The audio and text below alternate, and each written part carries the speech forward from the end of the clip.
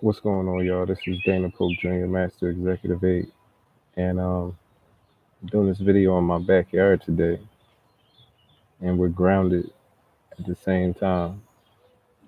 So this was a request from somebody who commented on one of my videos, and they asked if I could do a video on semen retention and hair growth. So I'm gonna answer this question, and the way I'm gonna answer this question is not as an absolute answer because everybody's experience is different, but I'll just connect the dots for you and then share some of my personal experience to answer the question to the best of my ability. So, my first question would be like, why does our hair grow? And this is according to the American Academy of Dermatology. We have about 5 million hair follicles that we're born with, and that we have pretty much from birth until death. And so the ADD also says that we can lose about 50 to 100 hairs a day from the 100,000 follicles that we have on our scalp. So under your skin is where the root of the follicle is, and that's where your hair grows from. So the hair root is supplied with nutrients and oxygen that comes from the blood in the blood vessels in your scalp that then basically they help your hair grow. So your hair will then push past an oil gland its way out, and it grows through your skin.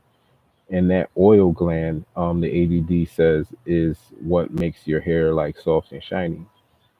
So now that we know why and how the hair grows, let's talk about how retaining your semen helps either speed up this process um, or promote hair growth. So I'm going to pick apart the growing process and relate them to like how retention affects each aspect. To some degree, hair growth should be promoted, and um, the retention of semen should increase all the different parts of this process.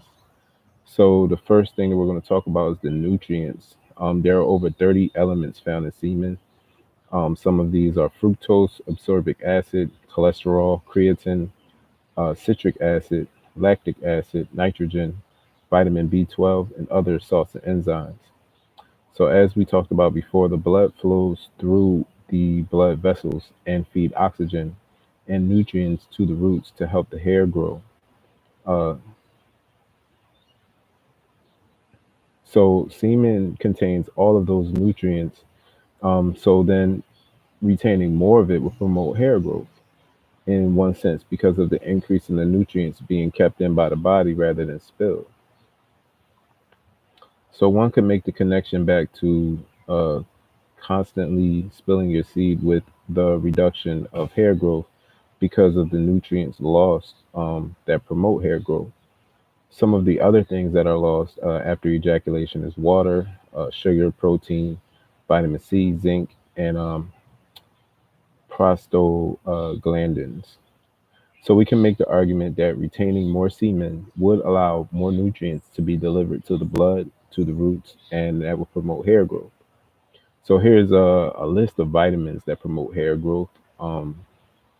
That's vitamins A, B, C, D, E, iron, zinc, and protein is not necessarily a vitamin, but protein promotes hair growth as well. So hair loss is linked with excessive masturbation. So there is a sex hormone, or excessive masturbation, or um, excessive sex. So there's a my fault, y'all. I got a fire ant on me. Okay, he's gone. So there's a sex hormone called dihydrotestosterone. This is an endogenous and androgenous, also known as DHT.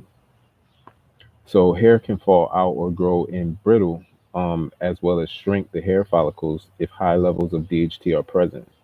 So the DHT in our body is elevated by masturbation and in or excessive sex, and in return causes hair loss. So frequent masturbation or once or more a day would cause already damaged hair follicles to have nutrients blocked, causing hair loss. So it's not the amount of testosterone or DHT that causes the baldness. It's actually the sensitivity of your hair follicles. So that sensitivity can be determined by genetics. So the AR gene makes the receptor on the hair follicles that interact with the testosterone and DHT.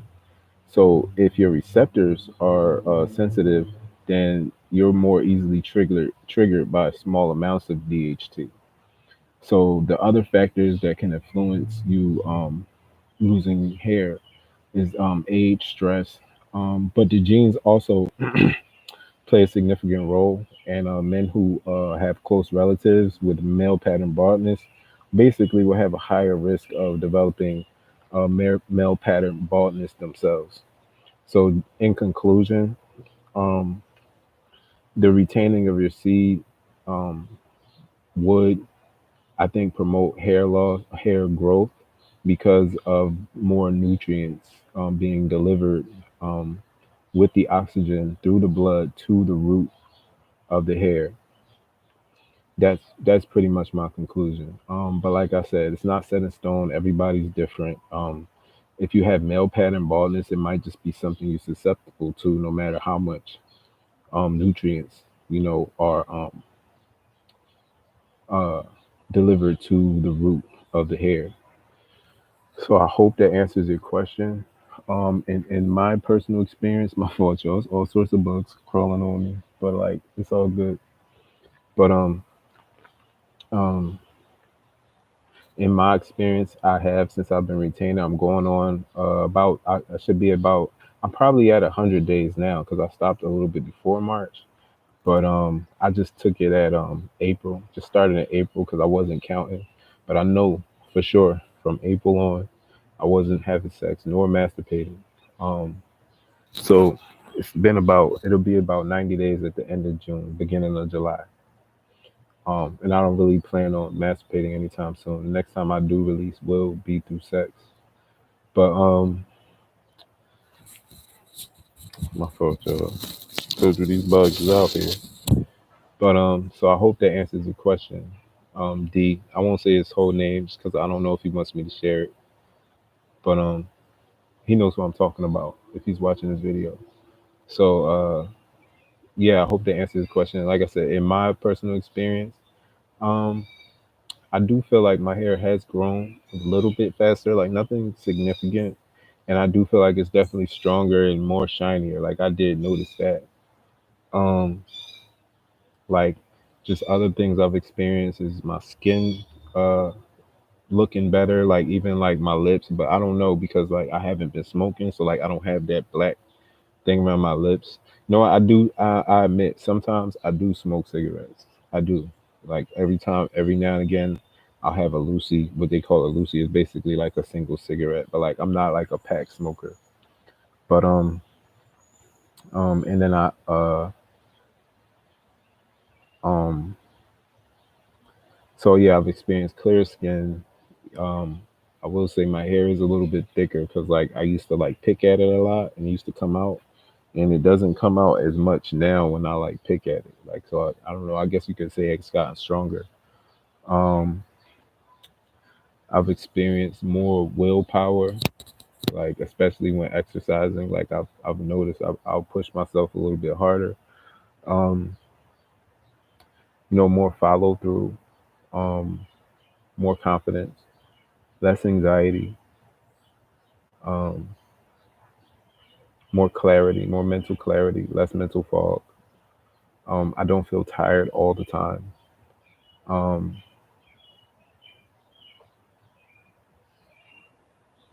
I feel better about myself.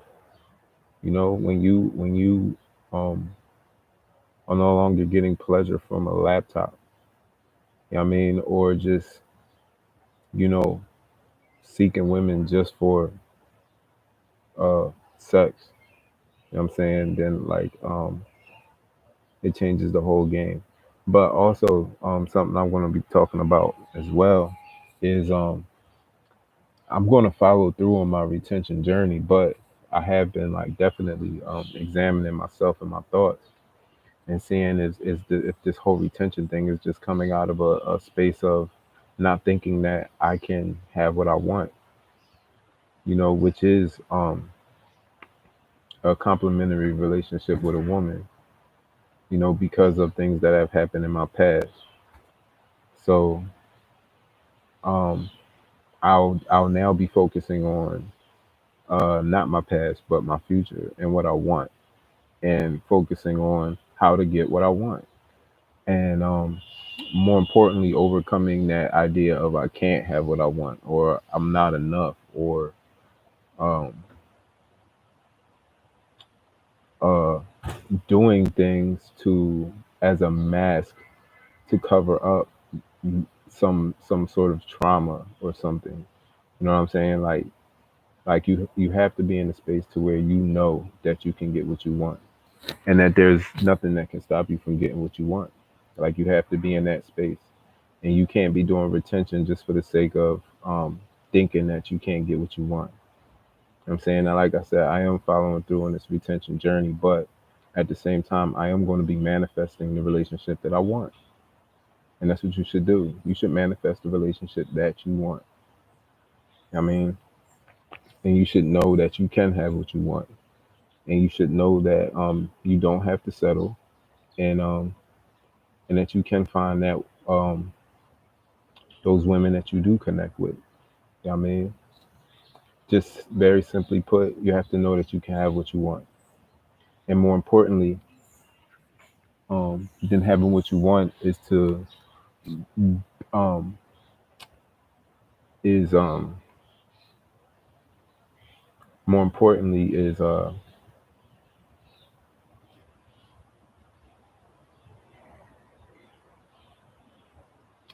man, what I'm trying to explain is like you have to be what you want. Like when it comes to attraction, like you don't get what you want, you get what you are.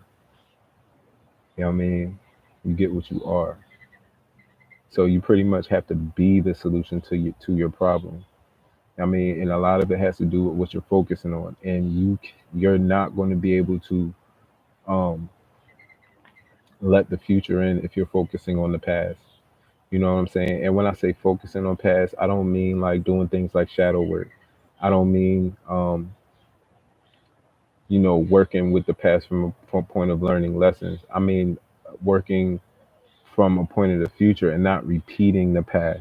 You know what I mean? It was brought to my attention that I was repeating things that I had already learned instead of just moving forward towards what I want. Like very simply, just focus on what you want. You know what I mean? Focus on what you want to become. You know what I mean? Focus on even more, not so much wanting what you want to become, but actually acting as if and being that thing now. Be now what you want to see. Use those things like visualization to get you there. You know what I'm saying? Um, Act as if whatever it is that you want, you have it already. And it's in the beginning, it's just like a muscle. You know what I mean? It's something like a muscle. When you work a muscle in the beginning, I mean, the muscle might not going to be as strong, but the more you work this muscle of having what you want and being in that space of abundance, not in the space of lack, you know what I'm saying? Then you can have what you want. You have to be abundant. You have to be abundant in order to have abundance. You know what I'm saying? Like you can't be in a state of lack and have abundance. Like you can't. It don't work that way. All right, guys. So this is Dana Poe Jr., Master Executive AD. I hope I answered your question, and I'll see you guys on the next video. And I will be reposting this to my other site. I mean, my other channel, um, on seed retention and no fat. The name of that other channel is, forgive me, y'all. I done made the channel and I keep forgetting the name of it. But I'm going to make sure that I put a setting on here so that all my other channels are in the description box. So you'll be able to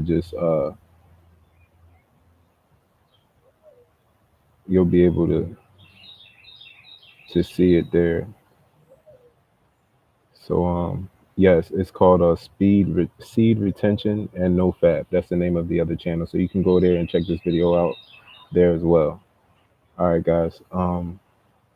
If you have any questions, if you need any assistance with that, um, just drop a comment on any one of the videos, and we'll find a way that you guys can get in contact with me, and we can work on it. I think what I'll do is I'll put it in the form of a course after about maybe 100 days, because I feel like that's a pretty good milestone for you guys to like completely change your lives. Like 100 days of seed retention and no fat will rewire your brain, rewire your dopamine receptors.